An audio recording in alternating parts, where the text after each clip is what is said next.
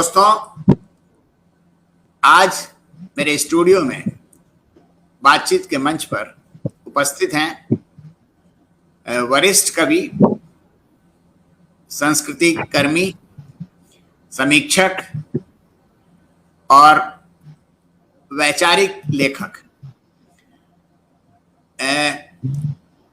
कौशल किशोर जी। कौशल किशोर जी, आपका बहुत बहुत स्वागत है हमारे मंच पर। आपका भी। हाँ, नमस्कार नमस्कार अरविंद जी। हाँ। और ये मेरा मतलब सौभाग्य है कि मैंने आज आपको यहाँ पर इनवाइट किया और आप आ गए, है ना? आना ही था, आपने बुलाया और फिर हम ना आते, वो तो आना ही था। तो दोस्तों, मैं कौशल जी के बारे में थोड़ा सा परिचय दे रहा हूँ। जैसे मैंने बताया, ये कवि हैं, समीक्षक हैं, संस्कृति कर्मी हैं। इन्होंने पत्रकारिता भी की है और कई पत्रिकाओं का इन्होंने संपादन भी किया है।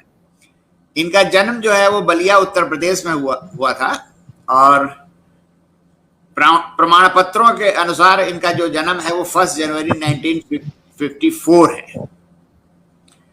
वही ऑथेंटिक है, उसी को माना जाएगा। आजकल ये लखनऊ में रह रहे हैं। ये मैकेनिकल इंजीनियर रहे हैं और सार्वजनिक क्षेत्र की कंपनी से इन्होंने मार्केटिंग प्रबंधक के पद से ये अभी सेवानिवृत्त हो चुके हैं। 1967 से लेखन और सामाजिक गतिविधियों का आरंभ इनका हो गया। इस दौर के क्रांतिकारी वाम आंदोलन का इन पर काफी प्रभाव पड़ा। पहले बिहार के गढ़हरा, बरौनी, फिर 3 साल बलिया और उसके बाद लखनऊ में प्रवास है इनका आज का। बलिया से ही साहित्यिक पत्रिका युवा लेखन 1972 से 74 तक 2 साल तक इन्होंने उसके प्रकाशन से जुड़े रहे। लखनऊ से परिपत्र 1975 से 78 तक तथा जन संस्कृति 1983 से 90 तक। और जन संस्कृति में मुझे भी इन्होंने मौका दिया, मेरी कहानियों को छापा इन्होंने, मेरे नाटकों, नुक्कड़ नाटकों को छापा। और इसके अलावा इन्होंने माने ये जन संस्कृति जो 1983 से 90 तक उसका संपादक किया, मतलब मुख्य संपादक थे ये। जन संदेश टाइम्स जो निकलता है लखनऊ से, उसका जो सृजन पृष्ठ है उसका इन्होंने संपादन सहयोग किया 2014 से लेकर 2017 तक। आजकल ये त्रैमासिक पत्रिका, जो साहित्यिक पत्रिका है, रेवांत की प्रधान संपादक है। इसके अलावा जन संस्कृति मंच के संस्थापकों में प्रमुख तथा मंच के संस्थापक राष्ट्रीय संगठन सचिव रहे हैं और वर्तमान में उत्तर प्रदेश के कार्यकारी अध्यक्ष और राष्ट्रीय उपाध्यक्ष। इनके 2 कविता संग्रह अभी तक आ चुके हैं। वो उसके पीछे वजह ये है, ये खुद भी बताएंगे, मैं भी थोड़ा सा बता देता हूँ। इनका छपने छपाने में कोई ज्यादा इनकी रुचि नहीं थी। वो तो हम मित्रों के कहने से और बहुत सारे मित्रों के आग्रह से इन्होंने कविता संग्रह अपना प्रकाशित करने के लिए दिया। इनके 2 कविता संग्रह आ चुके हैं, वो औरत नहीं महानत थी तथा नई शुरुआत। इसके अलावा कोरोना काल की कविताओं का महत्वपूर्ण संकलन इन्होंने प्रकाशित किया और वो वाकई बहुत महत्वपूर्ण है और हर एक आदमी को पढ़ना चाहिए। दर्द के काफिले, उसका इन्होंने संपादन किया है और उसमें अनेकों प्रसिद्ध, चर्चित और स्थापित कवियों की कविताएं हैं, उसमें नए कवियों की भी कविताएं हैं। वैचारिक व सांस्कृतिक लेखों का संग्रह प्रतिरोध की संस्कृति तथा शहीद भगत सिंह और पाश, अंधियारे का उजाला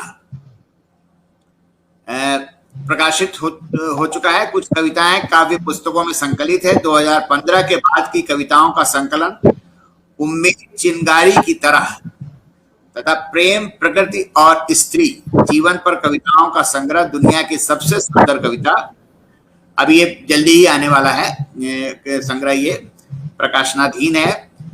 और समकालीन कविता पर आलोचनात्मक पुस्तक तथा सामाजिक, सांस्कृतिक, राजनीतिक विषयों पर लेखों की पांडुलिपि एकदम प्रकाशन के लिए तैयार है। कुछ कविताओं का अन्य भारतीय भाषाओं में अनुवाद हो चुका है। इनको 2 पुरस्कार मिले हैं और वो इसी साल मिले हैं।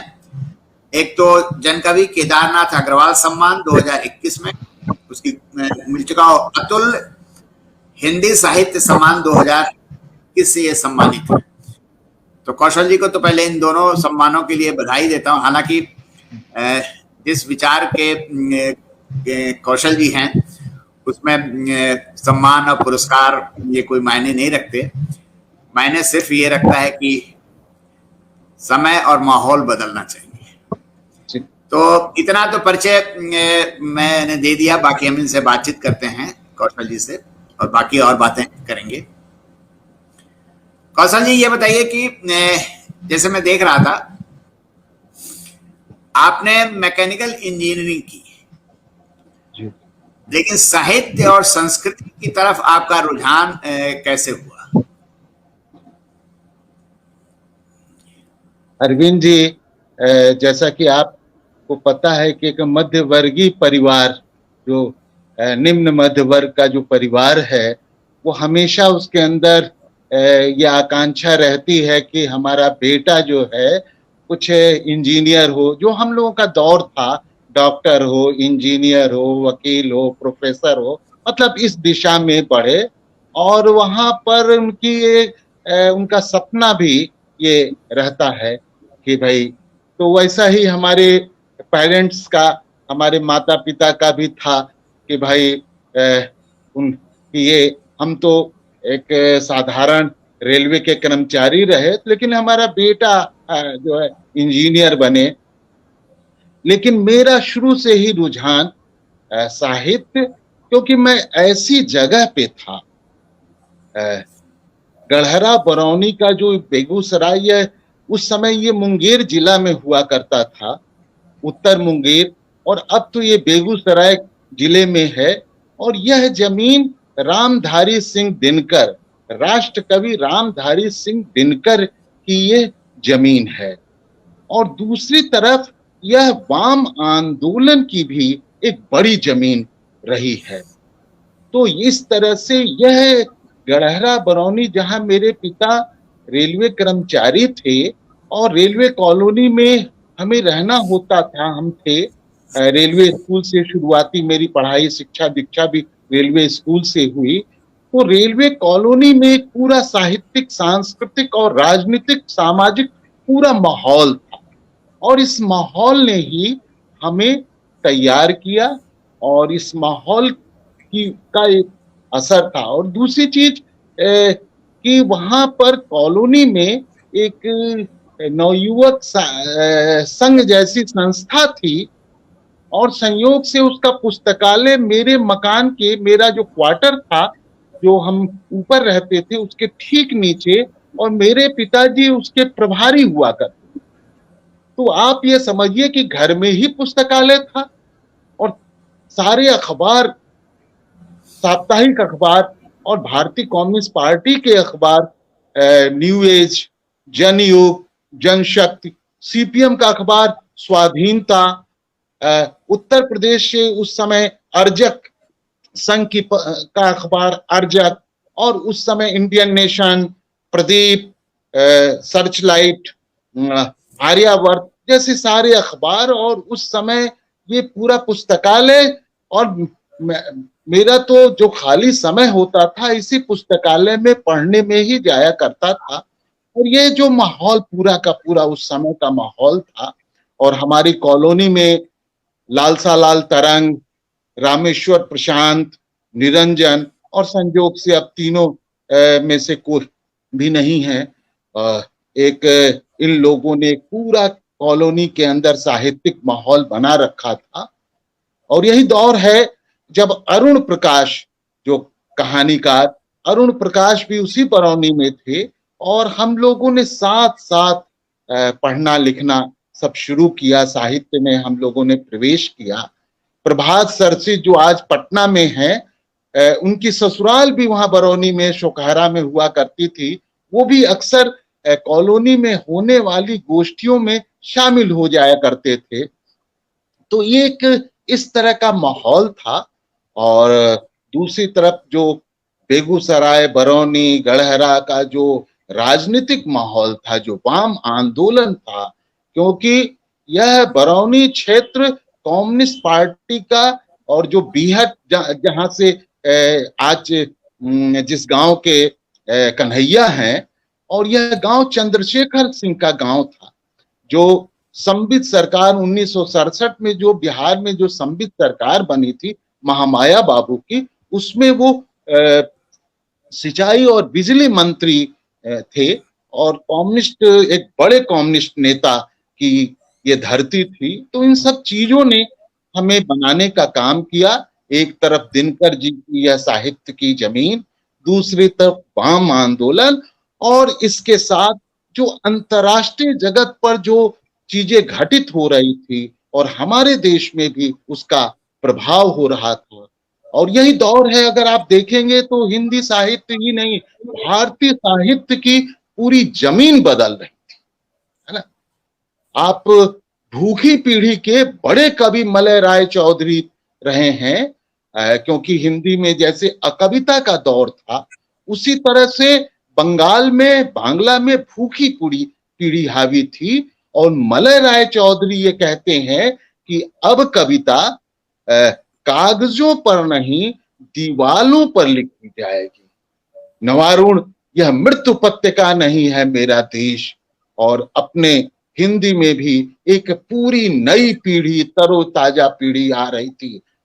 आलोक धनवा, वेणुगोपाल जैसे कवि आ रहे थे। तो यही सब चीजों ने जो थी, जिसमें मेरी शिक्षा दीक्षा जो भी रही हो, लेकिन मुझे ये सब चीजें बना रही थी, गढ़ रही थी। और वही ऊर्जा है जो आज भी मेरे अंदर है और मुझे बनाए हुए है और हमेशा मुझे उत्प्रेरित करती है।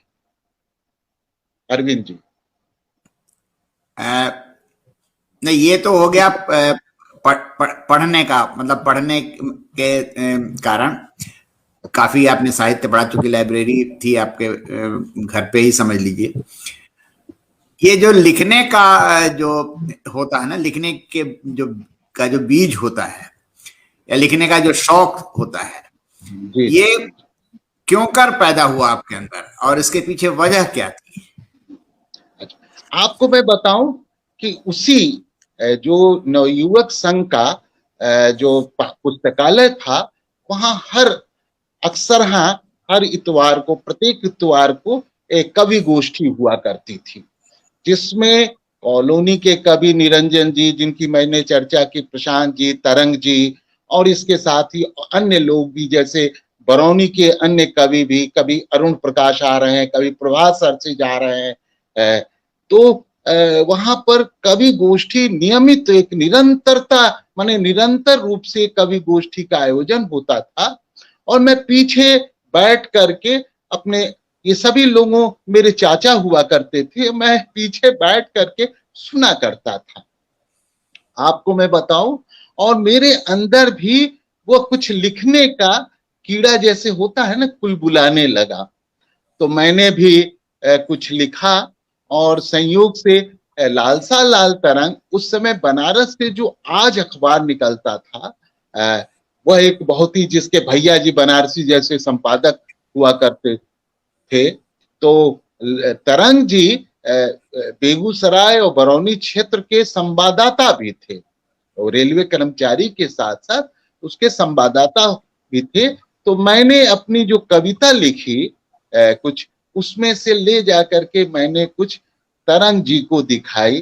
तो तरंग चाचा, लालसा, जिनको हम लोग लालसा, अभी इसी कोरोना में अप्रैल के महीने में 11 अप्रैल को उनका आजमगढ़ में निधन हुआ, लालसा लाल तरंग का। तो तरंग जी ने उस कविता को देखा और उसे उन्होंने आज को भेज दिया। आज में एक स्तंभ हुआ करता था बाल संसद का, उसमें तरुण या किशोर कवियों की कविताएं उसमें छपा करती थी। और सबसे पहले आज में ही मेरी उस बाल संसद में कविता छपी, और इससे मुझे जो प्रोत्साहन मिला, तो फिर तो धारा बह निकली। और तो ये सिलसिला मेरा शुरू हो गया फिर वहां से। जी। आपकी एक खास विचारधारा है, यानी कि आपकी कविताओं से गुजरते हुए हमेशा ये एहसास होता है कि आप जो है वो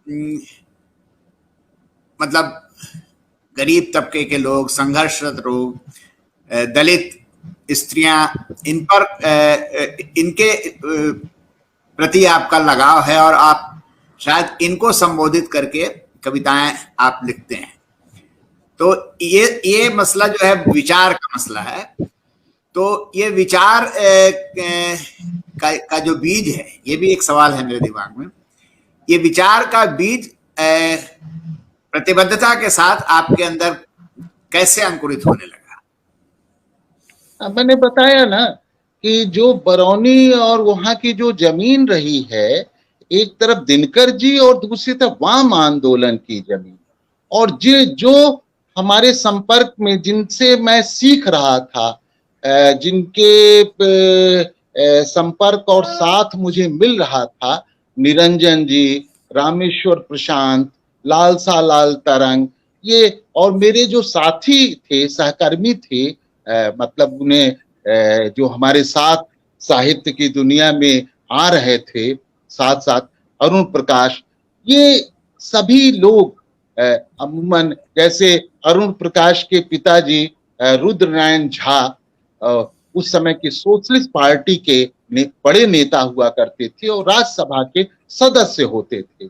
और ये प्रशांत जी, तरंग जी, निरंजन जी, ये सभी वामपंथी विचारों के थे। और ये पूरी जमीन जो थी एक वामपंथी जमीन थी, जहां पर श्रमिकों का आंदोलन, रेलवे कर्मचारियों का आंदोलन, और भी वहां के किसानों का आंदोलन। आप स्वाभाविक तौर पर जब वहां चंद्रशेखर सिंह जैसे विधायक थे, जो भले भूमिहार जाति के हों, लेकिन उनका मूल आधार दलितों में था, गरीब किसानों में था, और वहां के कम्युनिस्ट पार्टी की ओर से, जो वामपंथी पार्टियों की ओर से भी भूमि दखल आंदोलन चल रहा था। बंगाल में यही दौर है जब बंगाल में भी एक किसानों का विद्रोह हुआ था। इन सारी चीजों का असर पड़ रहा था और ये सारी चीजें हमें लिखने के लिए प्रेरित कर रही थी और हमें वैचारिक रूप से गढ़ और बना रही थी। और बाहर भी आप देखेंगे यही दौर है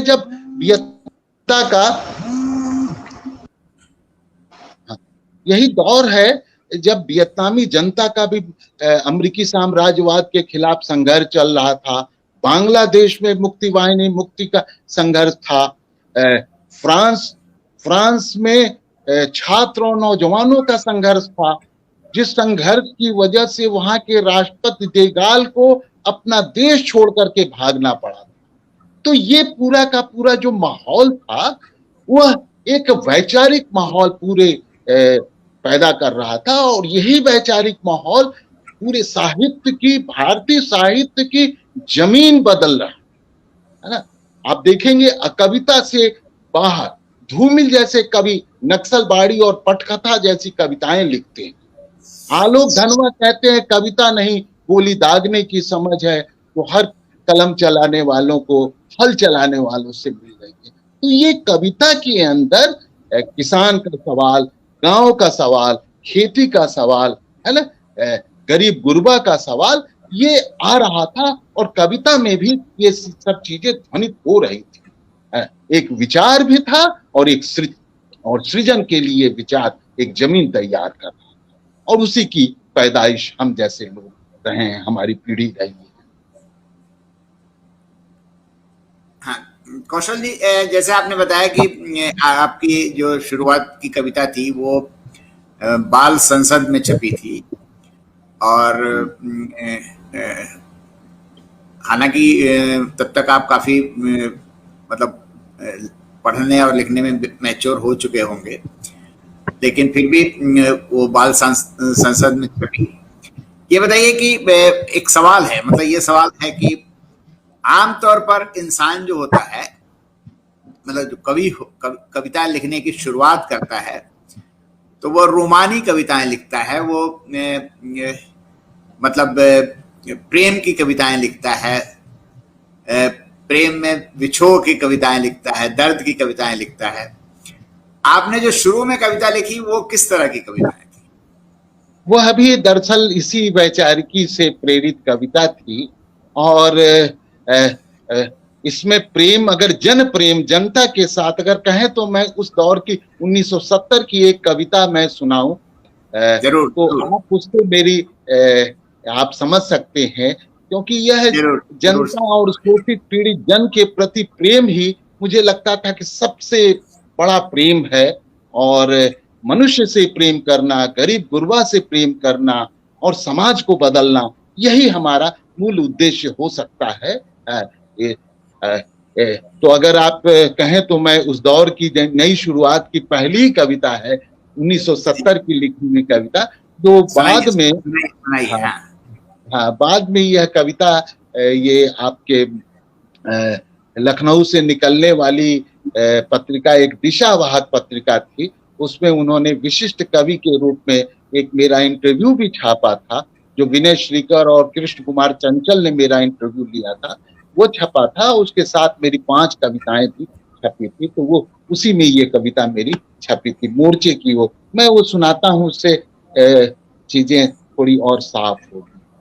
मोर्चे की ओर आओ, दे दें अपनी कविताएं उनके हाथों में, जिनके लिए सही अर्थों में कविताएं होनी चाहिए।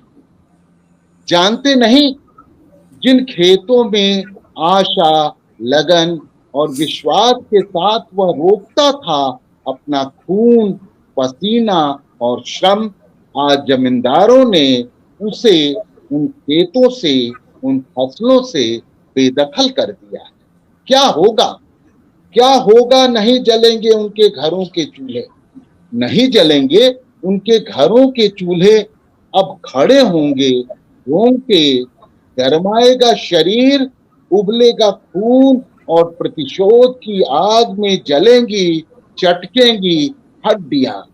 अब खेत नहीं पैदा करेंगे फसलें, अब खेत पैदा करेंगे गुरीले दस्ते। अब खेतों की ओर नहीं जाएगा कोई गुलाम, बंधुआ मजदूर अब वहां बनेंगे युद्ध के मोर्चे। श्रम नहीं बिकेगा, कोठियों के हाथों नहीं रहेगा गुलाम, जोतेदारों की ड्योढ़ियों में वह स्वतंत्र हो, पूंजी के महल को नष्ट नाबूद कर करेगा नव सृजन, बनाएगा नई दुनिया, करेगा नव सृजन, बनाएगा नई दुनिया। यह 1970 की कविता थी, जो लखनऊ से प्रकाशित उन दिनों दिशावाहक पत्रिका में यह कविता छपी। अरविंद, बहुत शानदार कविता है। अब एक सवाल और है, उसके बाद फिर हम मुख्य विषय पे बात करेंगे कि जैसे उन दिनों जिन लोगों ने कविताएं लिखना शुरू किया और उन पर यह आरोप भी लगता रहा साहित्य की दुनिया से कि ये कविताएं जो हैं वो विचार आरोपित कविताएं हैं, मतलब मैकेनिकल कविताएं हैं, इनमें जानबूझकर विचारों को डाला गया है। लेकिन जैसे यह कविता आपने सुनाई तो इसमें तो नहीं लग रहा है कि आपने कोई जानबूझ के विचारों को मतलब डाला ही है, मतलब जबरन। लेकिन बहुत सारे कवियों के अंदर ये चीज दिखाई पड़ी जो धीरे धीरे बाद में करके, अब जैसे वो दौर भी था ऐसा, जैसे धूमिल थे, धूमिल तो सीधे सीधे रूबरू टक्कर लेने वाली कविताएं लिखते थे।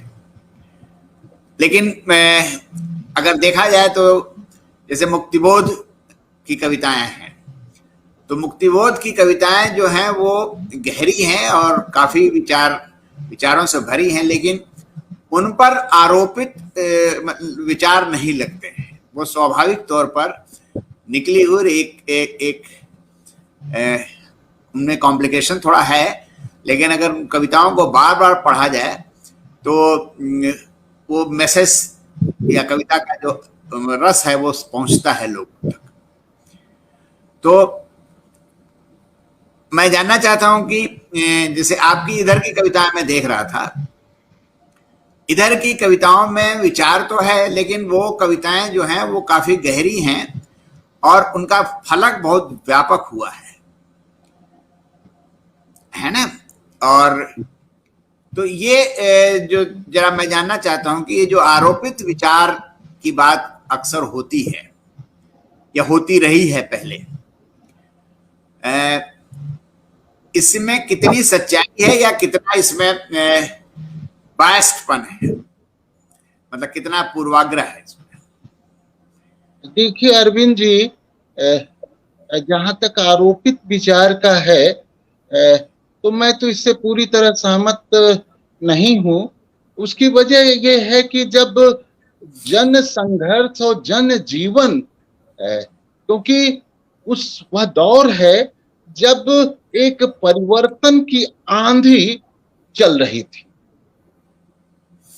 मतलब 1974 में जेपी आंदोलन, उसके पहले का मतलब आप पूरा का पूरा वह दौर 67 से लेकर के 74-75 के आप दौर को आप देखेंगे तो ये दौर है जो साहित्यकार को, लेखक को, संस्कृति कर्मी को प्रभावित कर रहा था, प्रेरित कर रहा था।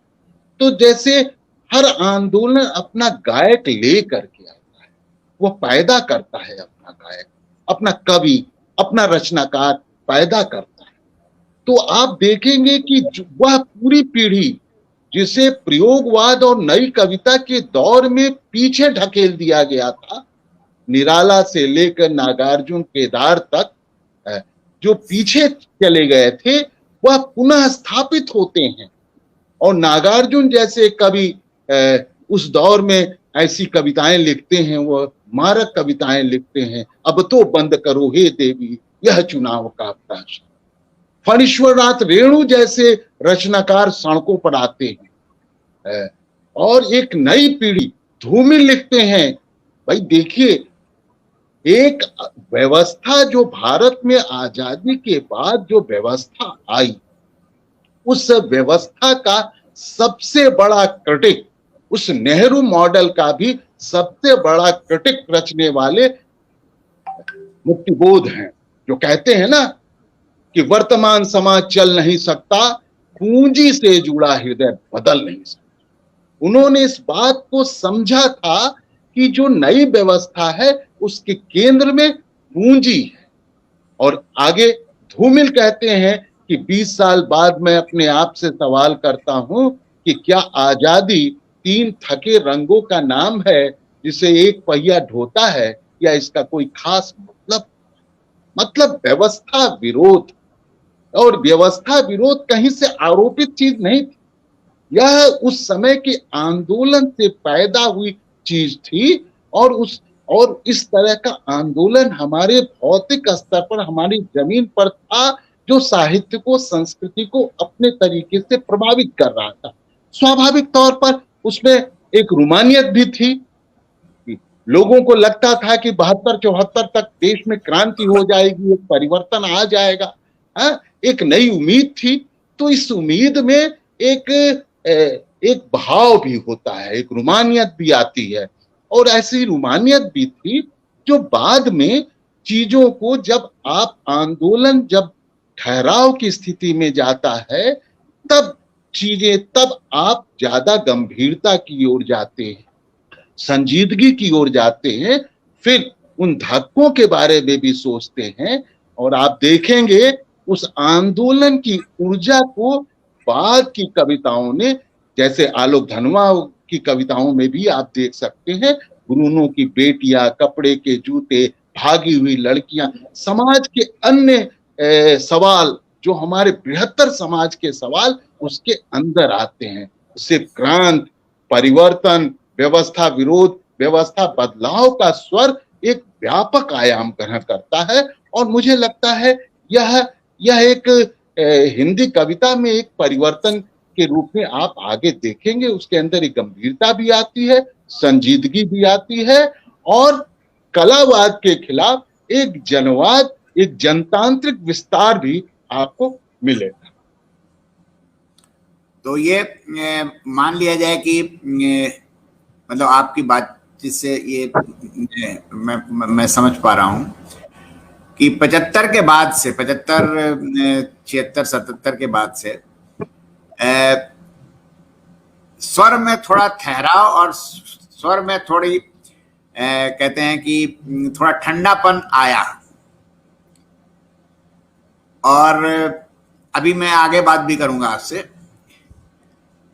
तो और वो बहुत सारे कवि जो उन दिनों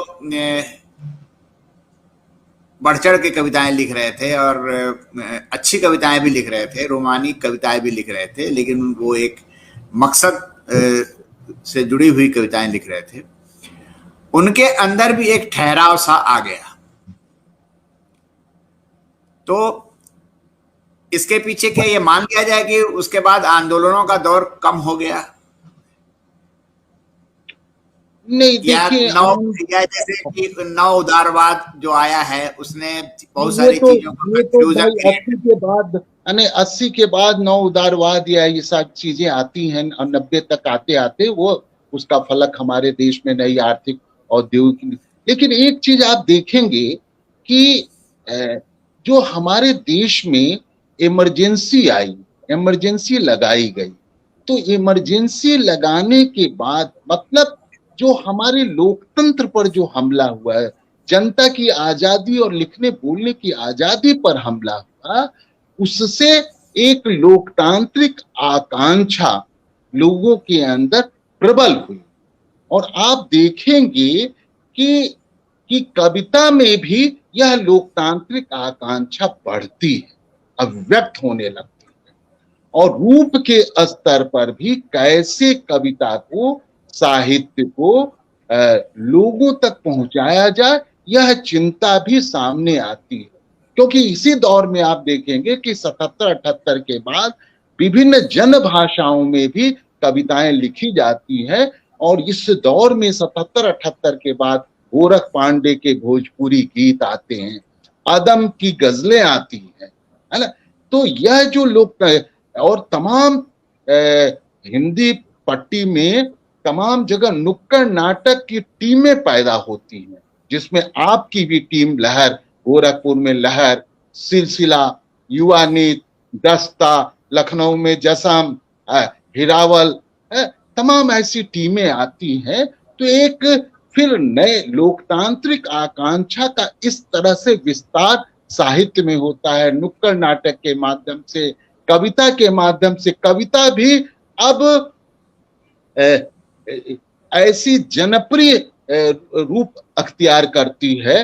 गोरख पांडे, महेश्वर के गीत, ब्रजमोहन, तमाम राम कुमार कृषक, ऐसे तमाम कवि आते हैं जो गीत लिखते हैं। जिस गीत और नवगीत विधा को 70 के दौर में, उस समय के नवलेखन के दौर में साहित्य से बाहर कर दिया गया था, वह गीत विधा पुनः स्थापित होती है। महेंद्र ने, रमेश रंजक, अश्व घोष, माने एक लंबी कतार है जो गीत हैं, गजल हैं, फिर से साहित्य में आते हैं। और इस तरह से रूप के स्तर पर भी साहित्य का विस्तार होता है। नई नई शैलियों में, कविता की नई शैलियों में रचना होती है। तो मुझे तो लगता है कि ये ठंडा दौर नहीं इसको हम मानते हैं, बल्कि इसे एक साहित्य का एक संजीदा, माने संजीदगी के साथ विस्तार मानते हैं। और जहां पर यही दौर है जब कविता की वापसी का एक कलावादी नारा भी आता है, और दूसरी तरफ गोरख और आदम और महेश्वर के रूप में जन कविता का एक विस्फोट भी हमारे सामने आता है। ये जनवाद और कलावाद की तीखी लड़ाई 80 के दशक में हम ये सीधे सीधे हमारे सामने ये माने तीखा द्वंद उभरता हुआ दिखाई देता है। हाँ अरविंद जी। तो कविता का दौर, कविता की वापसी और कविता का समय, ये सवाल बहुत महत्वपूर्ण है। आज के समय पर बात करने से पहले ये सवाल मैं इसका उत्तर जानना चाहता हूं कि कविता का समय अभी चल रहा है या कविता का समय अब उसकी जगह कहानी और उपन्यास ने ले लिया है? नहीं, ऐसा तो हम नहीं कह सकते कि कविता का समय खत्म हो गया। आज तो देखिए सोशल मीडिया पर कोई ऐसा दिन नहीं होगा वहां दर्जनों सैकड़ों की संख्या में कविताएं ना आ रही। ये अलग बात है, ये बहस का विषय है, उसमें कितनी कविताएं हैं। लेकिन आज अपने भावों को लोग कविता में व्यक्त करने की कोशिश कर रहे हैं। अभी आप देखिए लखनऊ में ही एक हमारे मित्र हैं के वत्स, अलग दुनिया के, और कल उन्होंने एक कविता डाली। रूपरेखा वर्मा जो लखनऊ विश्वविद्यालय की कुलपति रही हैं और साझी दुनिया और सामाजिक आंदोलन की एक बड़ी कार्यकर्ता हैं, नेता हैं, कहिए तो साझी दुनिया जैसी संस्था चलाती हैं और हर ऐसे सवाल पर उन मुखर रहती हैं जो जनता के सवाल हैं, सांप्रदायिकता के खिलाफ, इन सब चीजों के खिलाफ वो भी कविताएं आज लिखने लगी हैं। तो यह तो मुझे लग रहा है कि सोशल मीडिया ने और आज के समय की जरूरत है ना, तो कभी इसकी वजह से कविताएं लिखी जा रही हैं और सामने आ रही, कहानियां भी आ रही हैं, उपन्यास भी। मतलब इस समय लेखन के क्षेत्र में लोग अपने को व्यक्त कर रहे हैं, अपने को कुछ कहना चाहते हैं और सोशल मीडिया ने उन्हें एक मंच भी दिया है।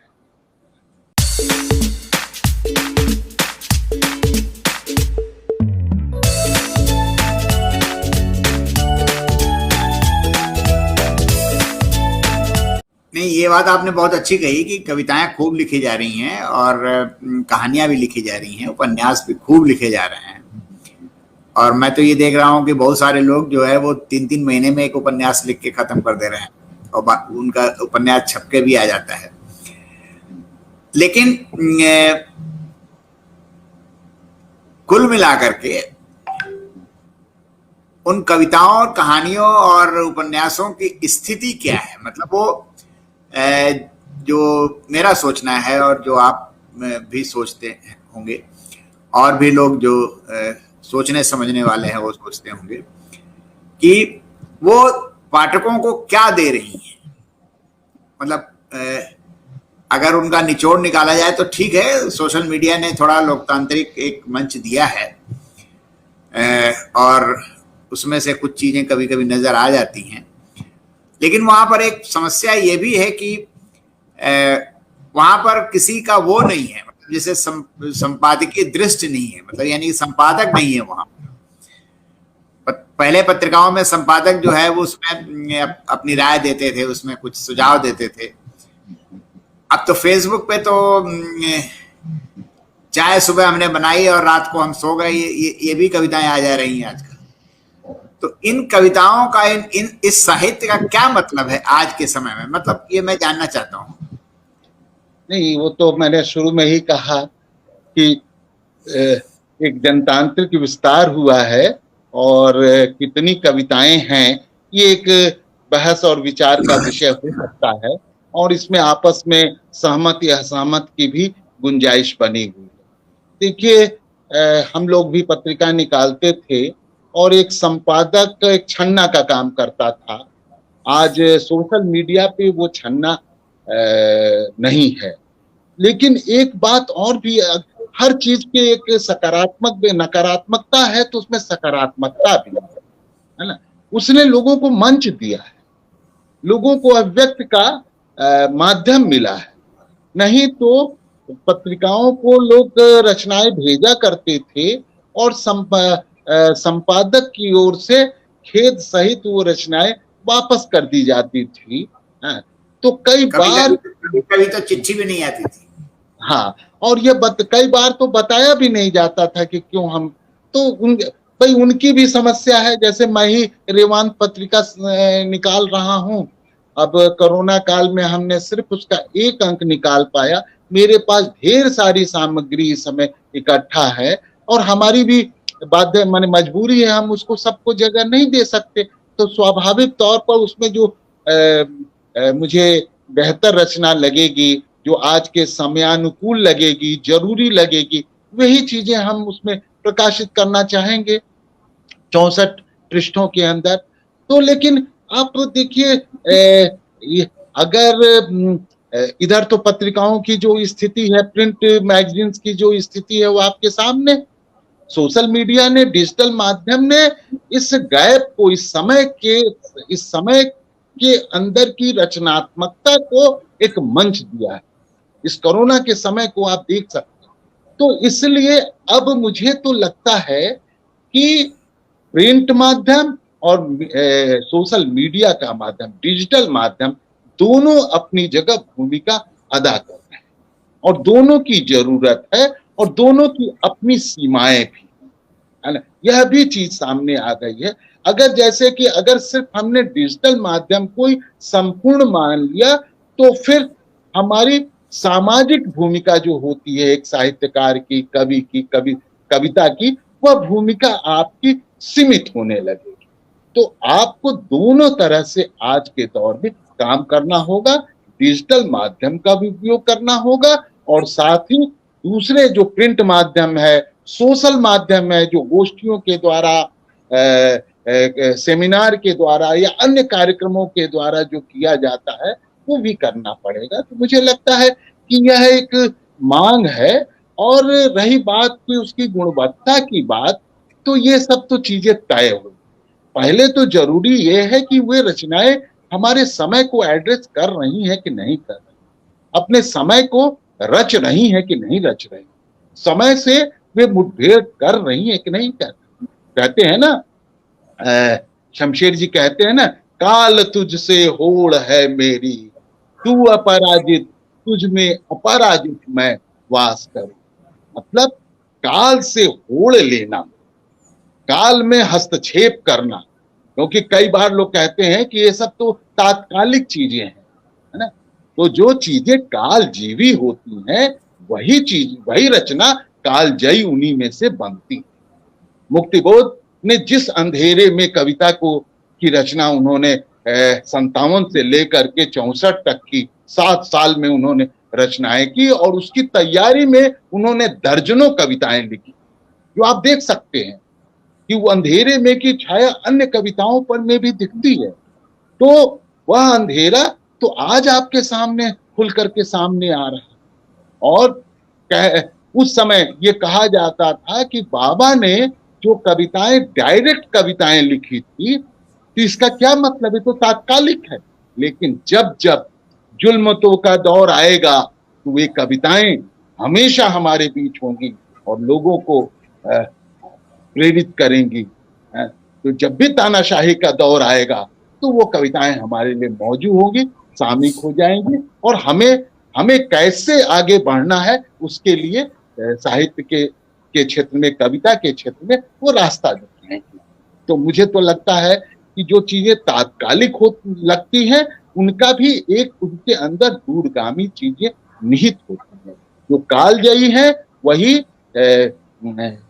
जो कालजयी है, काल के साथ जो है वही रचनाएं आगे भी काम आती हैं और आगे भी उनका भविष्य होता है। प्रेमचंद ने कहा था कि साहित्य जो है वो राजनीति के आगे चलने वाली मशाल का काम करती है। मैं इसमें थोड़ा सा एक चेंज करना चाहता हूं, परिवर्तन। जब समाज में चीजें अस्त व्यस्त होती हैं, अनिश्चितता हो जाती है, असुरक्षा बढ़ जाती है और इसको आप कह सकते हैं कि लोकतंत्र पर भी खतरे बढ़ जाते हैं, तो उस समय, आज के समय में साहित्य और संस्कृति क्या अपनी भूमिका निभा पा रहा है या नहीं निभा पा रहा है? नहीं, ये तो आपने बहुत मौजूद और जरूरी सवाल किया है।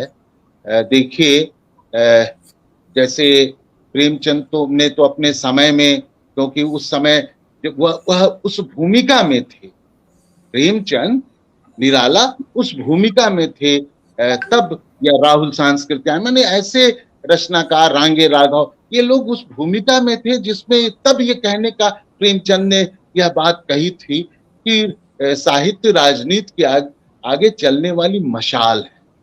लेकिन आज की जो हमारे राजनीति में के क्षेत्र में जो अवमूल्यन हुआ है, मूल्यों का जो पतन हुआ, अधपतन हुआ है, समाज में जो विकृतियां आई है, मूल्यहीनता की स्थिति आई है, नैतिक मूल्यों में गिरावट आई है, सच्चाई और ईमानदारी की राह कमजोर हुई है, शक्तिहीन हो रही है, तो उसका असर तो साहित्य जगत में भी पड़ेगा ही, हमारे सांस्कृतिक जगत में पड़ रहा है। और आज वो सारी विकृतियां हमारे यहाँ भी देखने में आ रही है। मतलब परस्ती, आत्मपरकता, आत्मश्लाघा, अवसरवाद, कैसे आप पुरस्कारों की जो बात आपने शुरू में की, तो पुरस्कारों की पूरी राजनीति आपके सामने है। और जिस तरह से पुरस्कार और जोड़ तोड़ की हो रहा है पुरस्कारों को लेकर या और तरीके से भी, उसकी वजह से क्या है, आपकी विश्वसनीयता ही कटघरे में खड़ी हो जा रही है। पुरस्कारों की विश्वसनीयता ही कटघरे में है। मेरे सामने भी ये संकट था, ये सवाल था। हेलो, मेरी आवाज जा रही है अरविंद जी? सुन रहा हूँ। मेरे सामने भी था कि मैं ये जो सम्मान है, केदारनाथ अग्रवाल सम्मान है, यह मैं स्वीकार करूं या ना करूं, लेकिन मुझे लगा कि केदार जी के नाम पर है।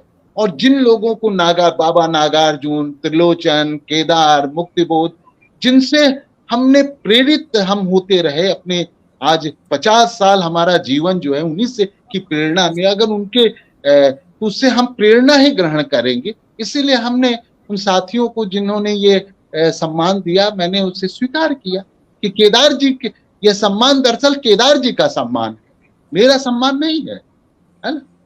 तो मुझे लगता है कि ये सब स्थितियां हैं साहित्य के क्षेत्र में, हमारे संस्कृति के क्षेत्र में भी एक ऐसी स्थितियां हैं, लेकिन इनके विरुद्ध भी चीजें हो रही हैं और ऐसे ईमानदार, सच्चे, प्रखर लोग भी हैं। और ये द्वंद्व तो हमेशा समाज में रहा है और हमारे प्रगतिशील और जनवादी आंदोलन के अंदर भी यह द्वंद्व है ना। सही और गलत की लड़ाई, सही विचार की, गलत विचार की लड़ाई चल रही है, मुझे लगता है।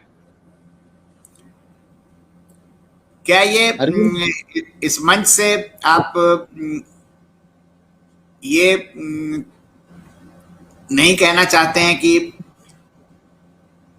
जो साहित्य कोई भी लिखता है, कभी कविता लिखे, कहानी लिखे, नाटक लिखे, उपन्यास लिखे, उसे ये अपने आप से सवाल पूछना चाहिए कि आखिर वो लिख क्यों रहा। एक तो ये बात आपने सही कही कि मंच मिल गया, हमने सोशल मीडिया पर भी लिखा, और सोशल मीडिया का तो एक लिमिटेड दायरा भी है, हालांकि व्यक्ति वहां हो रही है, लेकिन लिमिटेड दायरा भी है। लेकिन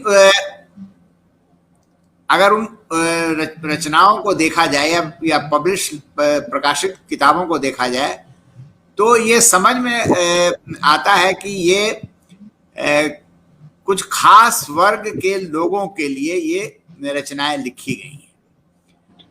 तो जो सबसे जरूरी सवाल ये होता है कि हर रचनाकार को ये पहले अपने आप से सवाल करना चाहिए कि मेरी रचना जो है वो संवाद किससे करे। जैसे आपने शुरू में कहा था जी कि मेरी कविताओं को वहां पहुंचना चाहिए जिनके लिए लिखी गई है। तो मैं जरा इस सवाल का आपसे जवाब चाहता हूं, फिर आपकी कुछ कविताएं सुनेंगे। हाँ आप तो भाई, आपके सामने एक पाठक अगर नहीं होगा आपके, तो कोई रचनाकार सिर्फ, फिर तो वो स्वांत पाठक और लेखक का रिश्ता तो बहुत जरूरी है। और इस समय ये संकट की स्थिति तो है ही है कि आप लिख जरूर रहे हैं, छप भी रहे हैं, लेकिन आपके पास पाठक हैं कहाँ। और इसके लिए देखिए कोशिशें होती थी, संगठनों की एक भूमिका होती थी, और संगठन इस तरह के जगह जगह कार्यक्रमों का आयोजन होता था जिसमें एक पाठक और लेखक के बीच संवाद होता है। हम लोग भी करते रहे हैं, लेकिन ये सब चीजें आज इवेंट में बदलती चली जा रही है ना। आयोजन हो रहे हैं, लेकिन जो संवाद एक लेखक और पाठक के बीच में जो जीवंत संवाद होना चाहिए, जिसमें संगठनों की जो भूमिका होनी चाहिए, कहीं ना कहीं ये भूमिका सीमित है। और इस तरह की कोशिशें जरूर होनी चाहिए, तभी। अब आपको मैं बताऊं, शमशेर जी अक्सर अपने बंबई कम्यून का उदाहरण दिया करते थे कि हम लोग वहां पर बंबई कम्यून में रहते हुए न्यू एज और जनेऊ जो है बंबई की सड़कों पर खड़े होकर बेचा करते थे। शाम का समय हमारा किसी मजदूर बस्ती में गुजरता था और वहीं हम कविता पाठ करते थे, कहीं कोई इप्टा वाले नाटक का रिहर्सल करते थे और वहां नाटक। तो आपका यह जो आप जिनके लिए, जिन्हें आप मानते हैं कि ये हमारे ऊर्जा के स्रोत हैं और बदलाव की लड़ाई के मुख्य उपकरण हैं यह वर्ग, तो उनके साथ आपका एक भावनात्मक आत्मीय रिश्ता होता है। यह रिश्ता धीरे धीरे कम होता गया।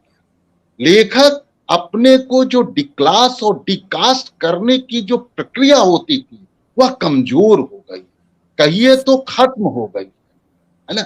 यह जो पूरा प्रगतिशील आंदोलन की में यह चीजें दिखी। 80 के आंदोलन में भी आप तो स्वयं नुक्कड़ नाटक करने वाले लोग रहे, आपने स्वयं देखा कि किस तरह लहर को लेकर के आप कहां कहां जाते थे। हम स्कूटर्स इंडिया में हम काम करते, जब स्कूटर्स इंडिया में निजीकरण विरोधी आंदोलन चला तो वहां के मजदूरों को लेकर के हमने मशाल नाम से नाटक टीम बनाई, जो रंगा सियार, इनकलाब जिंदाबाद और ये जनता पागल हो गई और हल्ला बोल जैसे नाटक लेकर उत्तर प्रदेश के कई हिस्से में हम लोग गए। गोंडा गए, हरदोई गए, कानपुर के मजदूर बस्तियों में हम लोग गए नुक्कड़ नाटक ले लेकर। तो यह जो जीवंत जुड़ाव होता है तो आप अपने को डिक्लास करते हैं, डिकास्ट करते हैं। यह प्रक्रिया कहीं न आज आप देख लीजिए, एक बौद्धिक मान्यता, एक अहम, एक विशिष्टता का भाव साहित्य में, साहित्यकारों के अंदर में हावी होता जा रहा है, और जिसके खिलाफ एक हमें फिर से जो हमने किया है, जो हमारी संस्कृति रही है, उस दिशा में हमें बढ़ना, वह काम और यह संघर्ष चलाना होगा। संगठनों के अंदर भी चलाना होगा, बाहर भी चलाना होगा, पूरे साहित्य जगत में भी चलाना होगा कि हम जिनके लिए लिखते हैं, जिनके लिए हम प्रतिबद्ध हैं, हमारी जिनसे पक्षधरता है, उनके साथ हमारा भौतिक रिश्ता क्या है, भावनात्मक रिश्ता हमारा क्या है। मुझे तो लगता है कि नहीं सही है। और इसको अगर दूसरे शब्दों में कहें तो साहित्य और संस्कृति पर बाजारवाद भी हावी हो गया है काफी। क्योंकि बेस्ट सेलर किताब, हमने 2-3 बेस्ट सेलर किताबें खरीदी और हमने देखा इसमें कुछ भी नहीं है, तो वो बेस्ट सेलर किसके लिए हो? फिर तो बाजार तैयार कर रहा। अब तो आप देख लीजिए, अब कहना नहीं, ये मतलब ये एक साहित्य भी एक मंडी बनता चला जा रहा है, मंडी की स्थिति हो रही है ना। और छोटे छोटे गिरोह आप उनकी प्रशंसा करना, माने आलोचना का तत्व जो है, समाज की आलोचना। भाई आप जब समाज की आलोचना करते हैं तो आप अपनी भी तो आलोचना करते हैं। आज अंदर भी झांकने की जरूरत है, इसीलिए आज के समय में बुद्ध के विचार ज्यादा महत्वपूर्ण हो रहे हैं। अंदर से भी आपको अपने को बदलने की जरूरत है ना। और सिर्फ बाजार के अनुरूप अपने को ढालना, क्योंकि बाजार तो अपने अनुरूप आपको ढाल रहा है, उसका पूरा टकसाल है, वो ढाल रहा है, कर रहा है। नहीं, मैंने तो सुना है कि दिल्ली के कुछ प्रकाशक विषय भी दे देते हैं लेखकों को कि आप इस पर किताब लिख के लाइए। हाँ हाँ, सब कुछ बाजार का जो फंडा है वो साहित्य में भी खूब चल रहा है। चलिए, हम जैसे लोगों को तो जाके 60 उम्र पार करने के बाद मैंने पहली बार किताब प्रकाशन के बारे में सोचा, वो भी जैसा आपने शुरू में कहा, अपने मित्रों के दबाव की वजह से, तमाम शंभु बादल हो, राम निहाल गुंजन हो, सुभाष राय जी हो, भगवान सुख कटियार हो, तमाम चंद्रेश्वर जी हो, तमाम ऐसे मित्रों के दबाव की वजह से ही मैं अपनी पांडुलिपि तैयार किया। और इसीलिए आप देखेंगे कि जो मेरा दूसरा नई शुरुआत है, ये मेरी 67-70 से लेके 75 तक की कविताओं का संग्रह है। और जबकि अधिकांश बड़ी पत्रिका, उस दौर की जो महत्वपूर्ण पत्रिकाएं थी, राजेश जोशी की पत्रिका, इसलिए विजयकांत की पत्रिका पुरुष, सब्यसाची की उत्तरार्ध, ज्ञान जी की पत्रिका पहल, है ना, और पहल का जो आखिरी 125वां अंक है, उसमें भी शमशेर जी से लिया गया हम लोगों का इंटरव्यू, जिसमें मंगलेश थे, मंगलेश डबराल, मोहन थपलियाल, अजय सिंह, अनिल सिन्हा थे। वो 125वें अंक में वह बातचीत हम लोगों की छपी है। तो ये सब रहा। तो चलिए आपके साथ एक अच्छी बातचीत। आपकी कुछ कविताएं जरा सुनेंगे, 2-3 कविताएं सुना दे, 3 कविताएं सुना दीजिए प्लीज।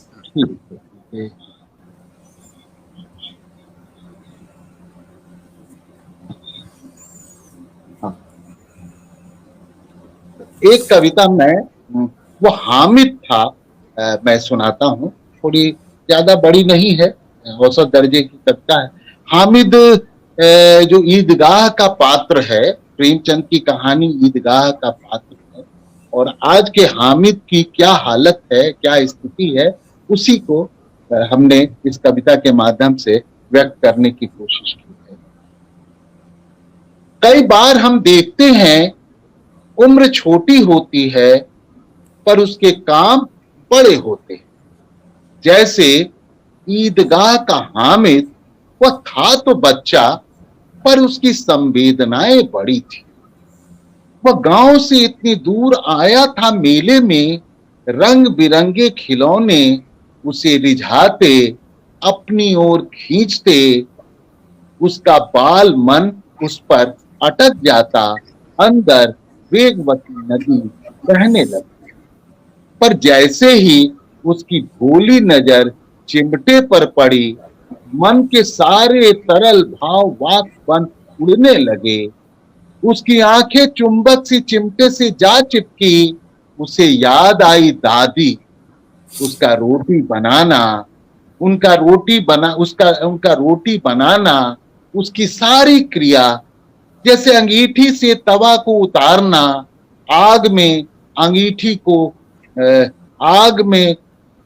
रोटी को सेकना, फिर तवा को अंगीठी पर चढ़ाना, इस क्रिया को बार बार दोहराना, और यह सब करते हाथ की अंगुलियों का जल जाना, दादी का तड़प उठना, सारे दृश्य उसके सामने सजीव हो। वह लौट रहा था मेले से गांव की ओर, खुश खुश, उछलता कूदता, हंसता खिलखिलाता, चिमटे को तलवार की तरह नचाता। वह बना लेता उसे हॉकी स्टिक तो कभी बल्ला, वह रख लेता कंधे पर गदा की तरह। उसका बचपन लौट आया था उसके अंदर, अंग अंग से फूट रही थी मस्ती, बेखौफ बाल हंस। वह हामिद था और यही उसका अपराध था। बाबरी से दादरी तक जिन्होंने रौंदी है इस धरती को, जो नरसंहार के खेल का कर रहे हैं विस्तार, उन्हीं की अदालत में मुकदमा पेश था। प्रेमचंद भी उनके कटघरे में थे, उनसे भी सवाल था कि क्यों नहीं उन्हें कर दिया जाए साहित्य से बेदखल। उनके खिलाफ भी गंभीर आरोप थे कि उन्होंने क्यों लिखी कहानी ईदगाह। अरे लिखना ही था तो लिखते, कथा अयोध्या की राजा रामचंद्र की विजय गाथा लिखते। हामिद गुलजार हामिद गुलजार था। हामिद ने मेले से चिमटा चुराया था। हामिद चोर था। हामिद के खिलाफ खुफिया रिपोर्ट थी। हामिद के कश्मीर से कनेक्शन थे। हामिद पत्थरबाजों में देखा गया था। हामिद के तार विदेशों से जुड़े हैं। हामिद देश के लिए खतरा है। हामिद को पेड़ न बन, ये हामिद को पेड़ न बनने दिया जाए। वे ही पेशकार थे, वे ही हाकिम हुक्काम थे, वे ही वकील थे, वही मुंसिफ थे, वे ही न्यायाधीश थे। उन्हीं की अदालत थी और हामिद के साथ जो हुआ उसे सारे देश ने देखा कि जिस चिमटे को उन्होंने बड़े प्रेम से खरीदा था और जो इसी का प्रतीक था, उसे ही उतार दिया गया उसके जिस्म में। जहां बेखौफ बाल हंसी थी, वहां ढाके की गूंज थी। जहां बेखौफ बाल हंसी थी, वहां ढाके की गूंज थी। हामिद मारा गया। हामिद मारा गया। नहीं, हामिद नहीं मारा गया। मारी गई संवेदनाएं, हत्या हुई भाव और विचार की, जो हमें हामिद से जोड़ती है, जो हमें आपस में जोड़ती है, जो हमें इंसान बनाती है, जो हमें हिंदुस्तान बनाती है। हामिद मारा गया। नहीं, हामिद नहीं। तो ये कविता थी।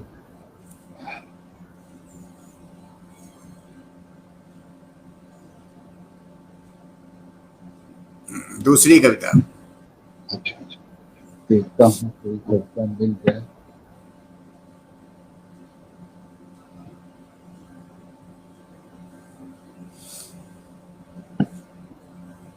एक मैं पुरानी कविता सुनाता हूँ 1972 की।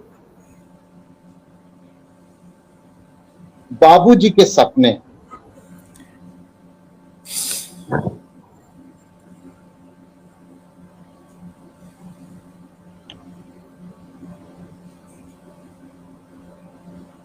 बाबूजी के सपने, ये कविता है मेरी 1972 की। बाबूजी कलम घिसते रहे कागज पर जिंदगी भर और चप्पल जमीन पर। वे रेलवे में किरानी थे, कहलाते थे बड़ा बाबू। उनकी औकात जितनी छोटी थी, सपने उतने ही बड़े थे। और उसमें मैं था, सिर्फ मैं। किसी शिखर पर इंजीनियर से नीचे की बात ये सोच ही नहीं पाते थे। ऐसे ही सपने थे बाबूजी के, जिसमें वे जीते थे, लौटते पोटते थे। पर वे रेल प्रशासन को अन्यायी से कम नहीं समझते। उनकी आंखों पर चश्मे का ग्लास दिन दिन मोटा होता जाता, पर पगार इतनी पतली कि जिंदगी उसी में अड़स जाती। इसीलिए जब भी मजदूरों का आंदोलन होता, पगार बढ़ाने के लिए हड़ताल होती, जिंदाबाद मुर्दाबाद करते वे अक्सर देखे जाते। उनके कंधे पर शान से लहराता यूनियन का झंडा, लाल झंडा। एक वक्त ऐसा भी आया जब सरकार ने छात्रों की बेइंतहा फीस बढ़ा दी। फिर क्या, टूट पड़ा छात्र आंदोलन। मैं आंदोलनकारी बाप का बेटा कैसे खामोश रहता। कूद पड़ा, मैं भी करने लगा जिंदाबाद मुर्दाबाद। मेरे कंधे पर भी लहरा उठा झंडा, छात्रों के प्रतिरोध का झंडा। बाबूजी की प्रतिक्रिया स्तब्ध कर देने वाली, बाबूजी की प्रतिक्रिया स्तब्ध कर देने वाली थी। आओ न देखा ताव, ये टूट पड़े मेरे कंधे पर लहरा रहे झंडे पर चिद्दी चिद्दी कर डाली। ये कांप रहे थे गुस्से में, थर थर सब पर उतर रहा था। और सबसे ज्यादा अम्मा पर वे बड़बड़ाते रहे और कांपते रहे, वे कांपते रहे और बड़बड़ाते रहे।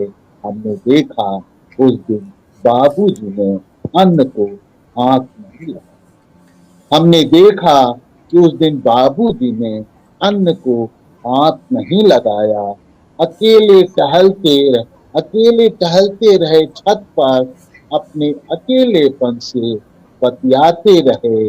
उनकी यह बेचैनी शिखर से मेरे गिर जाने की थी या उनके अपने सपने के असमय टूट जाने की। वह अमावस्या की रात, वह अमावस्या की रात थी। बाबूजी मोतियों की जिस माला को गूंथ रहे थे वह टूटकर बिखर चुकी थी।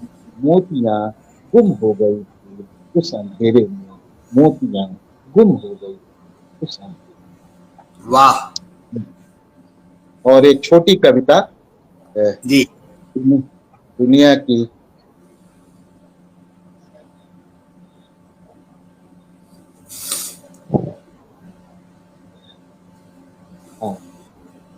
दुनिया की सबसे सुंदर कविता, दुनिया की सबसे सुंदर कविता। कैसी है वह, कितनी सुंदर, कैसी है वह कितनी सुंदर, किसी प्रमेय की तरह मुझे नहीं सकता। वह देखने में कितनी दुबली पतली क्षीण काया, पर इसके अंतर में है विशाल हृदय। मैं क्या सारी दुनिया समा सकती। जब भी गिरता हूं वह संभालती है, जब भी बिखरता हूं वह बटोरती है। तिनका जोड़ चिड़िया बनाती है अपना घोंसला, वैसे ही वह बुनती है घोंसला। शीत घाम से बचाती है, शीत घाम से बचाती है। मैं कहता हूं उसके सौंदर्य के सामने मेरी नजर में सब फीके। मैं कहता हूं उसके सौंदर्य के सामने मेरी नजर में सब फीके हैं। उसका सौंदर्य मेरे लिए गहन अनुभूति है, लिखी जा सकती है उससे दुनिया की सबसे सुंदर कविता। उसका सौंदर्य मेरे लिए गहन अनुभूति है, लिखी जा सकती है उससे दुनिया की सबसे सुंदर कविता, दुनिया की सबसे सुंदर। वाह। तो अरविंद जी ये बहुत बहुत शानदार कविताएं और आपके विचार भी बहुत शानदार। आज का हमारी बातचीत जो है वो काफी सार्थक रही और आपको मैं फिर से एक बार धन्यवाद देता हूँ कि आपने जो है वो मुझे इतना समय दिया और अच्छी बातचीत हो पाई। तो अब इसी के साथ हम अपना कार्यक्रम खत्म करते हैं और आपसे अरविंद जी आपको भी और बहुत सारे मित्र यहाँ आए जो अपनी टिप्पणियां भी करते रहे और सभी को मैं शुक्रिया अदा करता हूँ, सबको धन्यवाद ज्ञापित करता हूँ। और इसी के साथ हम लोग इस कार्यक्रम को समाप्त भी करेंगे। धन्यवाद अरविंद जी। नमस्कार। हाँ।